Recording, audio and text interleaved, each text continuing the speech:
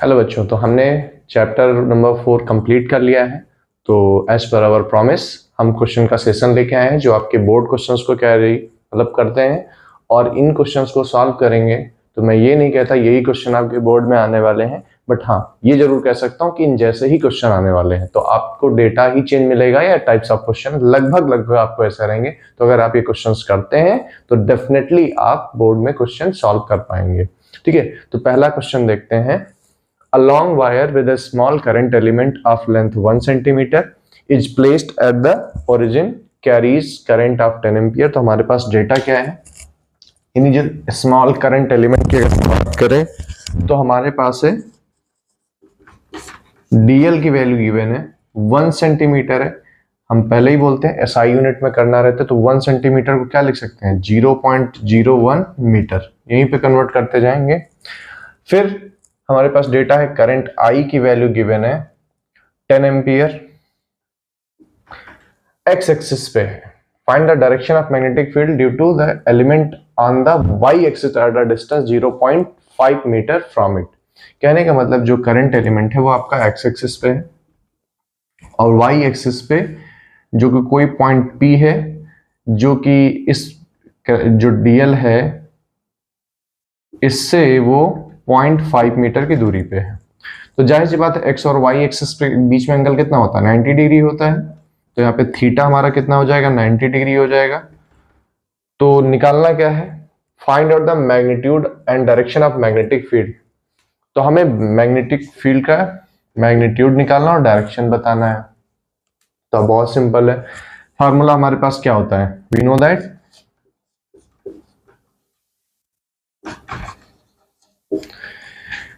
B equal to mu naught by 4 pi ideal sine theta by r square. Simple सा formula है, value put करेंगे तो mu naught by 4 पाई की value होती है 10 की पावर -7 इंटू आई की वैल्यू आपको 10 एम्पियर गिवन है, डीएल की वैल्यू 0.01 है और साइन 90 की वैल्यू 1 हो जाएगी, डिवाइडेड बाई आर स्क्वायर की वैल्यू 0.5 है यानी 0.5 इंटू 0.5। दोनों पॉइंट से हम ये पॉइंट्स बैलेंस कर ले जाएंगे जो कि हमें मिलेगा ये 2 टाइम्स और इसको 2 से डिवाइड करेंगे तो 0.4 इंटू 10 की पावर -7 या फिर 4 इंटू 10 की पावर -8 और मैग्नेटिक फील्ड की यूनिट क्या होती है टेस्ला। ये तो मैग्नीट्यूड की बात हो गई। अब डायरेक्शन की बात करें तो डायरेक्शन कैसे फाइंड आउट करते हैं, बिल्कुल राइट हैंड थंब रूल से। तो राइट हैंड थंब रूल अगर आपको पकड़ेंगे तो देखेंगे पी पॉइंट पे हमारी उंगलियां देखिए किधर आ रही है, बाहर की ओर आ रही है, यानी कि मैग्नेटिक फील्ड की जो यहाँ पे डायरेक्शन देंगे तो ऐसे डॉट से normal from the plane of paper है। ठीक है, देखते हैं नेक्स्ट क्वेश्चन। तो हमारे पास अगला क्वेश्चन कुछ ऐसा है, स्ट्रेट वायर का प्रॉब्लम है। तो कह रहा है कि a straight wire carries a current of 3 ampere.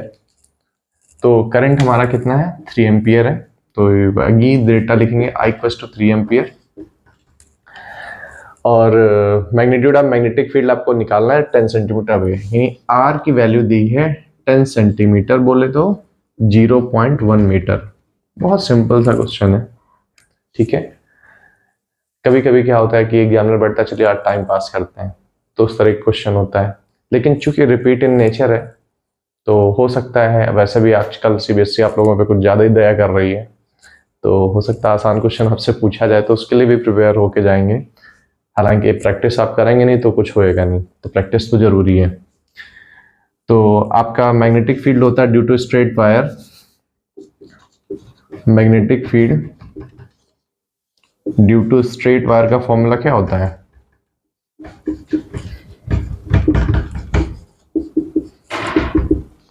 वो होता है मैग्नेटिक फील्ड का B mu naught by 2 pi I by r. ठीक है, mu naught I by 2 pi r. तो हमने ये भी बोला था कि 2 से ऊपर नीचे मल्टीप्लाई कर लेंगे तो म्यू नॉट बाई 4 पाई की वैल्यू आ जाएगी। तो इसको हम ऐसे भी लिख सकते हैं mu naught 2I by 4 pi r. ठीक है, दोनों आपका सही है, वैल्यू पुट कर लेते हैं। तो म्यू नॉट बाई 4 पाई की वैल्यू होती है 10 की पावर -7 मल्टीप्लाइड बाई 2, आई की वैल्यू हमारे पास 3 है, डिवाइडेड बाई आर, तो आर की वैल्यू 0.1 है, 0.1 है तो ऊपर जाएगा एक वैल्यू प्लस हो जाएगा, यानी 6 इंटू 10 की पावर -6 टेस्ला, ये इसका आंसर हो जाएगा। देखिए क्वेश्चन में कुछ दम था नहीं और आंसर भी वैसे ही एज एक्सपेक्टेड। ठीक है, अब क्वेश्चन बनते हैं बायोट सेवरट से, बहुत अच्छे क्वेश्चन बनते हैं, तो उनकी तरफ आगे बढ़ते हैं। देखिए हमारे पास नेक्स्ट है एक्सियल पॉइंट का problem, magnetic field due to circular coil at axial point का प्रॉब्लम है। तो हमारे पास डेटा क्या है, क्वेश्चन ये कह रहा है कि a circular coil having 100 turns, तो यानी n की वैल्यू गिवन है, n की वैल्यू कितनी है 100 है, wire of radius nearly 20 centimetre, radius अगर हम a से डिनोट कर देते तो a से 20 सेंटीमीटर बोले तो यानी 0.2 मीटर हो गया। Each lies XY plane with centre at origin, 0 0 पे ओरिजिन है, okay, find the magnetic field at the point 0 0 20 √3। Origin आपका कहाँ पे है, मतलब सेंटर आपका ओरिजिन पे है, डिस्टेंस हमें z एक्सिस पे निकालना है, तो z एक्सिस पे यानी डिस्टेंस हम r की वैल्यू बात कर रहे हैं तो r की बजाय हम z ले रहे हैं, कोई दिक्कत नहीं है, तो 20 √3 है, ठीक है, बट ये सेंटीमीटर में है, तो अगर हम इसको मीटर में कन्वर्ट करेंगे तो 0.2 √3 हो जाएगा, okay. When this coil carries a current of, और I की वैल्यू गिवन है आपको 2/π एम्पियर में। अब हमारे पास फार्मूला क्या होता है, वी नो दैट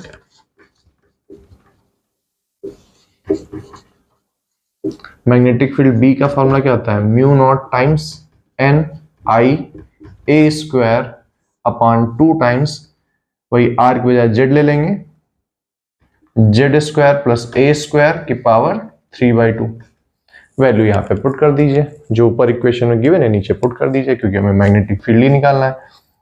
तो म्यू नॉट की वैल्यू क्या होती है 4π इंटू 10 की पावर -7, म्यू नॉट बाई 4π की वैल्यू 10 की पावर -7 होती है, तो जब म्यू नॉट की वैल्यू लिखते हैं तो बस 4π से मल्टीप्लाई कर देते हैं, और n की वैल्यू 100 है, 10 की पावर 2 लिख सकते हैं, 100 को हम 10 की पावर 2 लिख लिए, ठीक है, और I की वैल्यू आपकी 2/π है,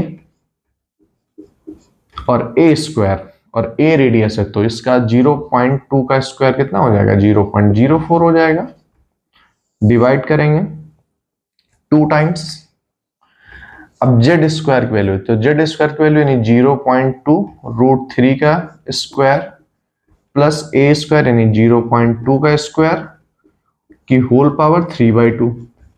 तो देखिए जो हमारे पास कैंसिल आउट होने वाला है कैंसिल कर देते हैं, देखिए पाई से पाई कट गया, ये 2 से ये 2 कट गया, ठीक है, तो हमारे पास नीचे क्या बच रहा है, ऊपर बच रहा है 4 इंटू 10 की पावर, अब 10 की पावर -7 है, और ये 10 की पावर 2 से ये यहाँ पे बैलेंस हो जाएगा, क्योंकि 10 की पावर -2 आएगा, तो यहाँ पे डायरेक्ट लिख सकते हैं 10 की पावर 4 इंटू 4 इंटू 10 की पावर -7, ठीक है।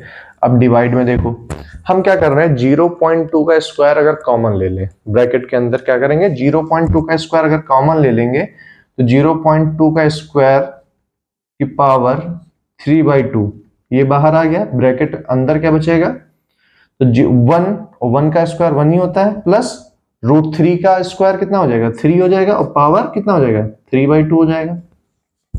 इतना समझ में आ रहा है, हमने जब 0.2 का स्क्वायर लिया दोनों से कॉमन, तो अंदर ब्रैकेट में क्या बचेगा 1 का स्क्वायर, चूंकि वो स्क्वायर ही ले तो 1 बचा, और यहाँ पे स्क्वायर करने पे क्या बचेगा √3 का 3 बचेगा, तो ये 3 हो गया, तो 1 + 3 अंदर कॉमन बचा तो 4 हो जाएगा, और ये 0.2, तो अब यह स्क्वायर करेंगे तो कितना हो जाएगा, अगर ये वैल्यू यहाँ पे पुट करें तो ये 16 है, 16 10 की पावर -7, नीचे डिवाइड में देखो स्क्वायर अगर पावर मल्टीप्लाई होती है, पावर क्या होती है, अगर a की पावर m है की पावर n है तो ये हो जाता है a की पावर m इंटू n, तो 2 पावर है 3/2 से मल्टीप्लाई करें 2 2 कैंसिल हो जाएगा, सिर्फ 0.2 का क्यूब बचेगा, तो 0.2 का क्यूब का मतलब वैल्यू क्या हो जाएगी 8 इंटू 10 की पावर -3 हो जाएगा, हमने 0.2 को क्या लिखा 2 इंटू 10 की पावर -1, तो दोनों क्यूब करेंगे 2 का क्यूब होता है 8, 10 की पावर -1 का करेंगे तो -3 हो जाएगा।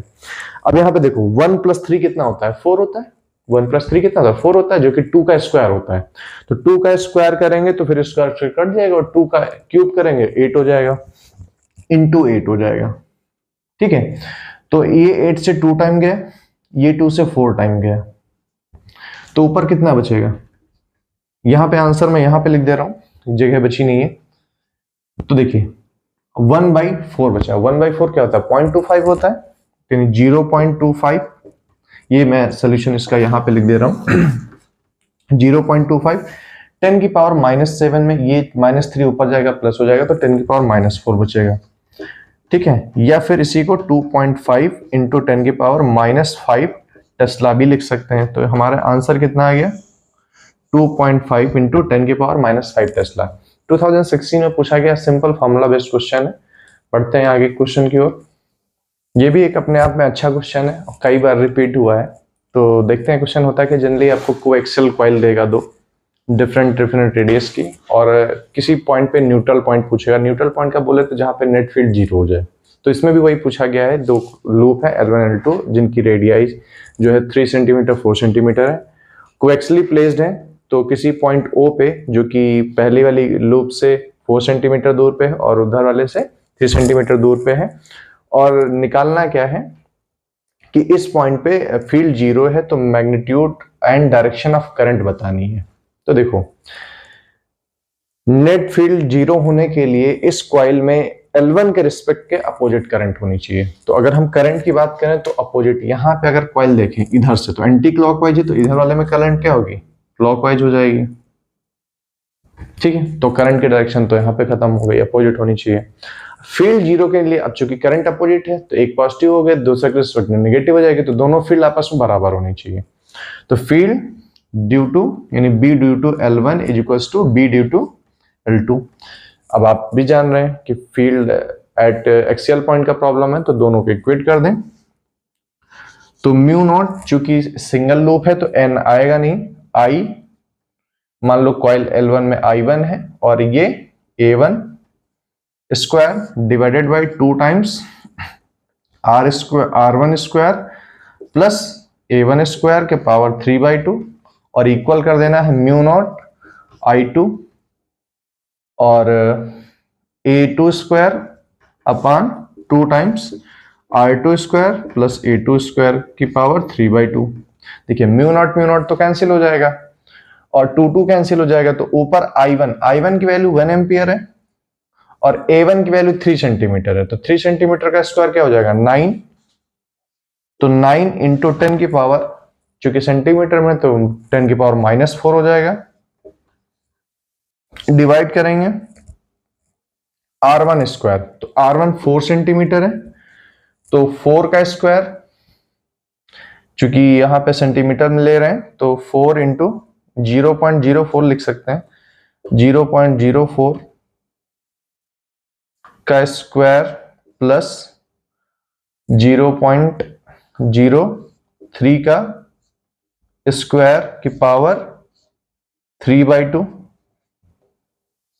ठीक है, और इधर इक्वल हो जाएगा I2 हमें फाइंड आउट ही करना है, और A2 स्क्वायर यानी वही हमारा 0.3 या 4 का स्क्वायर हो जाएगा 16 इंटू 10 की पावर -2 डिवाइडेड बाई वही अगेन सेम हो जाएगा 0.04 का स्क्वायर प्लस 0.03 का स्क्वायर की पावर होल आपका 3/2 हो जाएगा। देखिए ये दोनों साइड सेम ही है, तो इसको हम यहीं से डायरेक्ट कैंसिल आउट कर सकते हैं। अब 10 की पावर -4 यहाँ पे भी है, 10 की पावर -4 ये भी कैंसिल आउट हो सकता है। तो बेसिकली I2 मिला क्या हमें? तो I2 मिल जाएगा 9/16 एम्पियर। ठीक है, तो अगर इसको जनरली ऐसे भी लिख सकते हैं, अदरवाइज इसको डिवाइड करके पॉइंट में भी लिख सकते हैं। ठीक है, तो हम इसको ऐसे ही लिखते हैं, तो यही आपका आंसर हो जाएगा। डायरेक्शन क्या होगी? अपोजिट टू द कॉइल, और वैसे करंट की वैल्यू क्या हो जाएगी? 9/16 एम्पियर। ठीक है, तो देखते हैं नेक्स्ट क्वेश्चन।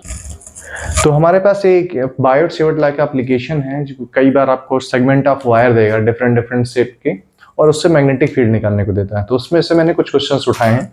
जैसे कि पहला ही क्वेश्चन ये है कि एक वायर है जो सेमी सर्कुलर लूप में बना दिया गया है, मतलब वायर को बेंड कर दिया गया है, और उसकी वजह से हमें पॉइंट O पे जो निकालना है वो मैग्नेटिक फील्ड निकालना है। तो देखिए वायर्स के कितने सेगमेंट बन रहे हैं, हमारे पास 3 सेगमेंट बन रहे हैं। पहला सेगमेंट PQ बन रहा है, दूसरा सेगमेंट सेमी सर्कुलर QRS बन रहा है, तीसरा ST बन रहा है। अब पॉइंट O से जरा देखो, PQ से O जो है कितने एंगल पे है, अलाइन द लाइन है, तो जाहिर सी बात है इसके लिए एंगल कितना बनेगा, ड्यू टू इसके लिए थीटा बनेगा 0 डिग्री, इसके लिए बनेगा थीटा 90 डिग्री, और इसके लिए थीटा बनेगा, वापस आएंगे तो 180 डिग्री करंट के रिस्पेक्ट में। और हमें पता है साइन 0 की वैल्यू क्या होती है, 0 होती है, साइन 90 की वैल्यू 1 होती है, और साइन 180 की वैल्यू भी 0 होती है। यानी बेसिकली हमें segment, current segment due to PQ and ST field कोई नहीं मिलने वाली है। तो फील्ड किसके केस मिलेगी, ओनली QRS। क्यों, वजह मैंने यहां पे दे दी, क्योंकि यहां पे जो O पॉइंट है इसी की लाइन में पड़ रहा है जो कि 0 डिग्री बना रहा है एंगल, और अगर ST की बात करें तो करंट के साथ 180 डिग्री बन रहा है। तो दोनों ही केस में क्या हो रहा है, थीटा जो है 0 डिग्री और 180 के लिए साइन क्या होता है, 0 होता है। तो इसलिए हमें इन दोनों सेगमेंट की वजह से यहां कोई फील्ड नहीं मिलने वाली, फील्ड मिलेगी किसकी वजह से, QRS। तो हमारे पास फॉर्मूला क्या होता है, dB इक्वल्स टू होता है mu naught by 4 pi ideal sine theta by R square. तो हमें मैग्नीट्यूड ऑफ B निकालना है, तो B के लिए इंटीग्रेट करना पड़ेगा बोथ साइड। तो after integrating dB mu naught by 4 pi आपका कॉमन बाहर आ गया, I भी बाहर आ गया, और R स्क्वायर भी बाहर आ गया, अंदर क्या बचा, सिर्फ DL बचा, क्योंकि साइन 90 की वैल्यू 1 होती है। तो अब dB के लिए इंटीग्रेशन B हो गया, ये mu naught I by 4 pi R square हो गया। अब DL क्या है, ये स्मॉल करंट एलिमेंट है, तो पूरे सेमी सर्कल का जो लेंथ होगा वो कितना होगा, पूरा अगर सर्किल होता तो 2 पाई आर होता, तो सिर्फ सेमी सर्किल है तो हाफ होगा, यानी दैट इज पाई आर। तो ये पाई आर हो गया, पाई से पाई कैंसिल हो जाएगा, आर से एक स्क्वायर कट जाएगा, तो मैग्नेटिक फील्ड कितना आएगा, mu naught I by 4R। यही इसका आंसर हो जाएगा डेरिवेशन टाइप में। तो इस तरह के तमाम क्वेश्चन आएंगे, ठीक है। देखते हैं अगला क्वेश्चन। तो हमारे पास एक और सेगमेंट है जो 2 सर्कुलर सेगमेंट्स हैं, joint by 2 radial lines, find the magnetic field at the centre O। हमारे पास यहाँ सेंटर O पे फील्ड निकालनी है, और सेगमेंट कितना है, ये है PQRS। तो देखिए PQ ये DL एलिमेंट लेना है, देखिए इनके वजह से तो जो ये आपके PS और QR के वजह से सेगमेंट तो फील्ड 0 हो जाएगी, क्योंकि थीटा इनके लिए कितना होगा, 0 डिग्री हो जाएगा, इसके लिए 180 डिग्री होगा एक्चुअली, और इसके लिए 0 डिग्री हो जाएगा, इनके लिए 90 डिग्री होगा। PQ और SR 2 सेगमेंट है, तो field for B for PQ ले लेते हैं, तो क्या मिलेगा, म्यू नॉट बाई 4 पाई रहता है, करंट I रहेगा, और DL का इंटीग्रेशन और रहेगा, और डिस्टेंस हमारी कितनी है, डिस्टेंस PQ के लिए A डिस्टेंस है, तो ये A स्क्वायर रहेगा नीचे, ठीक है, क्योंकि mu naught ideal sine theta by R square होता है, तो डिस्टेंस A स्क्वायर हो जाएगा, और DL का इंटीग्रेशन और करेंगे, तो DL हमारा length actually length of PQ है, तो PQ के लेंथ कैसा होगा, जैसे ये आर्क लेंथ है, इसके टर्म में देखें तो आर्क लेंथ है,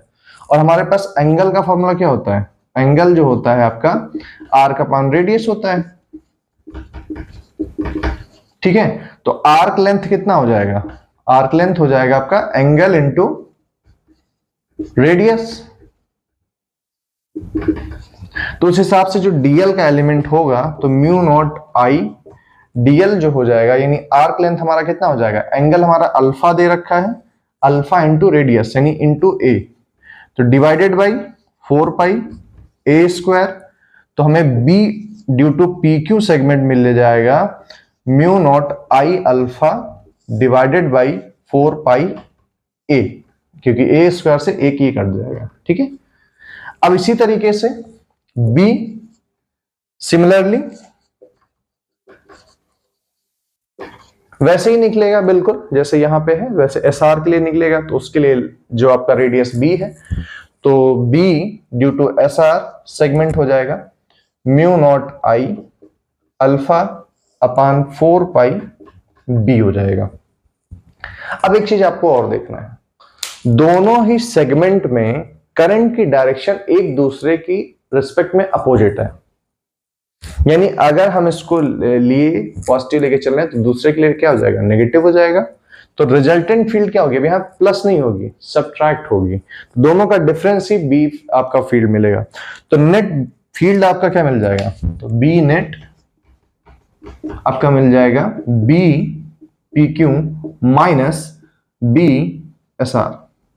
वैल्यू पुट करें तो हमारे पास कॉमन क्या मिल जाएगा, mu naught I alpha by 4 pi common मिल जाएगा। Mu naught I alpha by 4 pi आपका कॉमन मिल गया, और अंदर ब्रैकेट में क्या बचेगा, 1 अपान ए माइनस 1 अपान बी। यही आपका आंसर हो जाएगा। ठीक है, तो बस आपको क्वेश्चन में क्या ध्यान रखना है, आपको बस वही करंट एलिमेंट की लेंथ फाइंड आउट करनी है।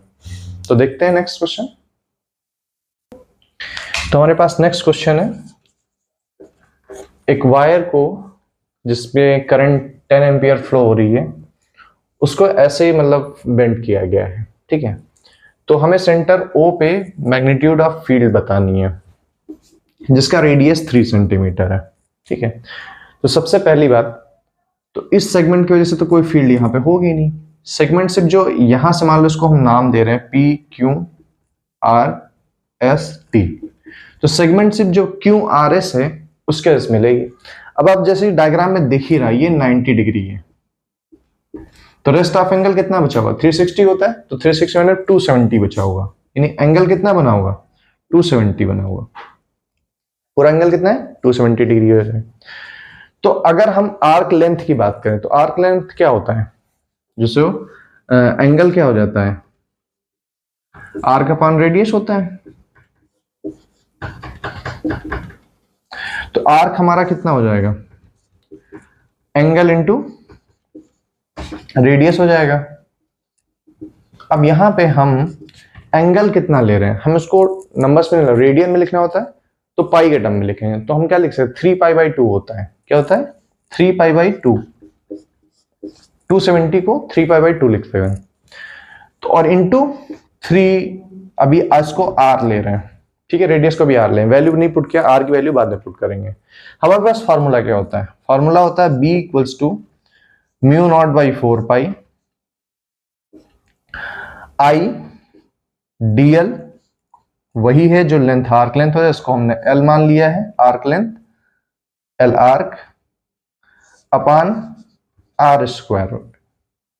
वैल्यू पुट करते हैं तो म्यू नॉट बाई 4 पाई की वैल्यू क्या पुट करेंगे, 10 की पावर -7, और आई की वैल्यू 10 एम्पियर है, और एल की वैल्यू क्या है, 3 पाई बाई 2, 3 पाई बाई 2, और आर की वैल्यू चूंकि 3 सेंटीमीटर है तो यहां पे 3 इंटू 10 की पावर -2 पुट कर रहे हैं। डिवाइड करेंगे आर स्क्वायर से, तो 3 का स्क्वायर हो गया 9 इंटू 10 की पावर -4 अलग हो गया।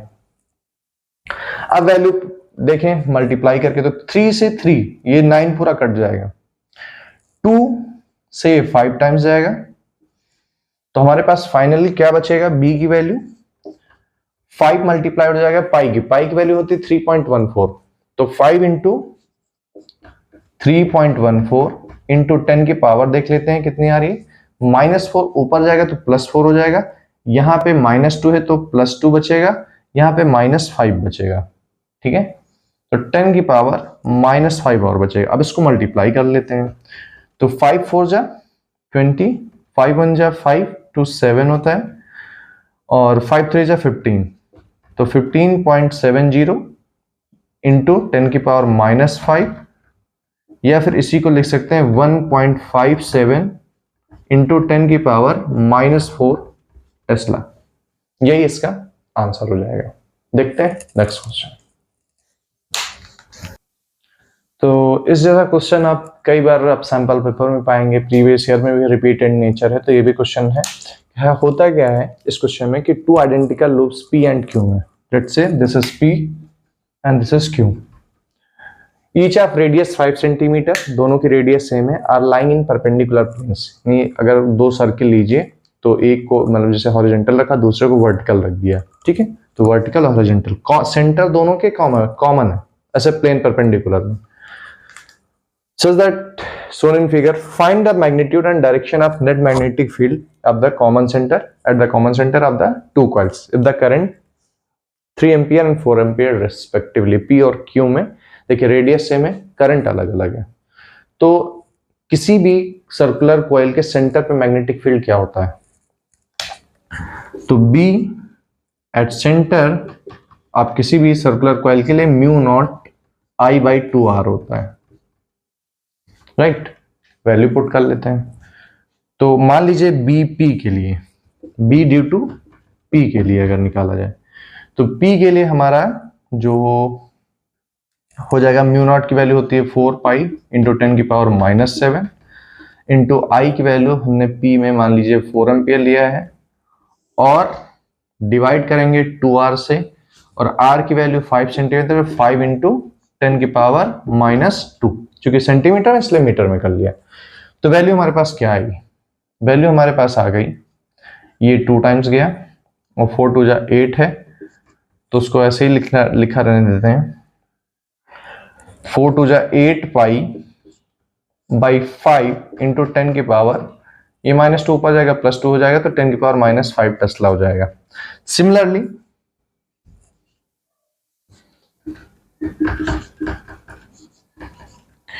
BQ क्या हो जाएगा, इसमें बस करंट की वैल्यू चेंज होगी, तो अगेन वही 4 पाई इंटू 10⁻⁻7, और इस बार करंट I की वैल्यू 3 एम्पियर हो जाएगी, और वैल्यू नीचे क्या हो जाएगी 2R, तो 2 इंटू R की वैल्यू वही अगेन 5 इंटू 10⁻⁻2, तो ये 2 टाइम्स हो गया, तो ये हमारी हो जाएगी 6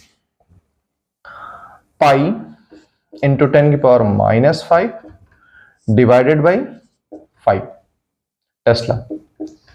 अब जब रिजल्टेंट फील्ड पूछा जाए, दोनों परपेंडिकुलर है, तो जब हमने कई बार बताया कि वेक्टर में जब दो परपेंडिकुलर होते हैं तो उनके बीच का रिजल्टेंट निकाला जाता है। रिजल्टेंट क्या होगा परपेंडिकुलर के लिए, अंडर रूट में p² + q², तो b नेट हमारा कितना हो जाएगा, अंडर रूट में b due to p² plus b due to q²,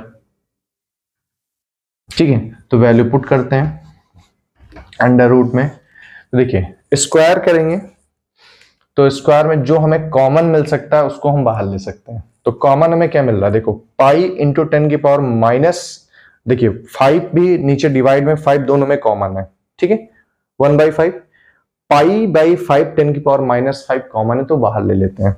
तो हमने उसको बाहर ले लिया क्योंकि स्क्वायर करने पे वही आएगा, अंडर रूट लेने पे भी। तो पाई इंटू 10⁻⁻5 डिवाइडेड बाई 5, ये तो मान लीजिए बाहर आ गया कॉमन में, तो अंदर क्या बचा, एक बचा 6 का स्क्वायर जो कि हो जाएगा 36, एक बचेगा 8 का स्क्वायर जो कि होता है 64, और दोनों का अंडर रूट ले लेंगे तो क्या आएगा 100 आएगा। 100 का अंडर रूट क्या होता है 10 होता है, और 10 डिवाइडेड बाई, तो हमारे आंसर जो मिल जाएगा वो फाइनली 2 पाई इंटू 10⁻⁻5 टेस्ला मिल जाएगा। ये रिजल्टेंट फील्ड हमें मिल जाएगा आंसर में। बट अभी डायरेक्शन बाकी है, तो डायरेक्शन के लिए क्या करेंगे कि हमें टेंजेंट लेना रहेगा, तो tan थीटा ले लेते हैं,